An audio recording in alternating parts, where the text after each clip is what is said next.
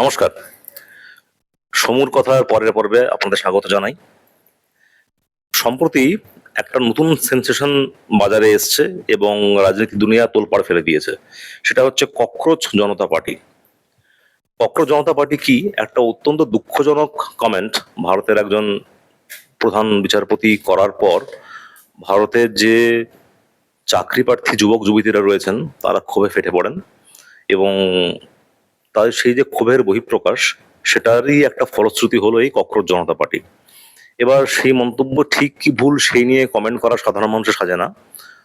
তার কারণ হাজারো একটা সেই কমেন্টের জন্য আমরা আম, সাধারণ মানুষের সেই তার এখতিয়ারের বাইরে এবং জাস্টিস তার একটা এক্সপ্লেনেশনও দিয়েছেন। এবার কথা হচ্ছে যে চাকরি না পেলে লোকজন তার একটা ক্ষোভের বহিঃপ্রকাশ থাকবেই। এইবার এই বক্তব্যকে কেন্দ্র করে একটি পলিটিক্যাল পার্টি মতো প্রোপাগান্ডা চলছে ভারতে, পাকিস্তানে, বাংলাদেশে, যুক্তরাষ্ট্রে, যুক্তরাজ্যে, তুরস্কে, বিভিন্ন জায়গায়। এবার কেউ বলছে যে এই তথাকথিত পার্টির যে বেশিরভাগ সদস্য তারা যুক্তরাষ্ট্রের বা পাকিস্তানের, কেউ বলছে না সেটা ভারতেরই।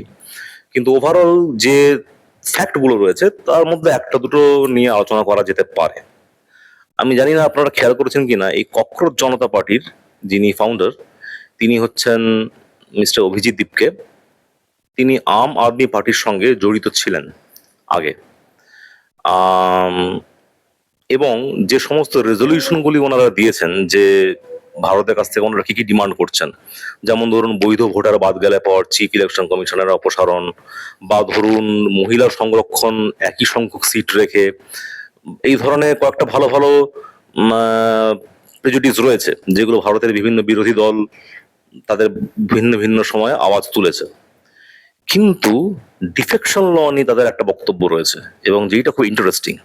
এই ডিফেকশন ল নিয়ে তাদের যে ভিউটা, সেটাই হচ্ছে এই গোটা ব্যাপারটার পুরোটার ক্যাচ পয়েন্ট, যেটা আসবো পরের পর্বে।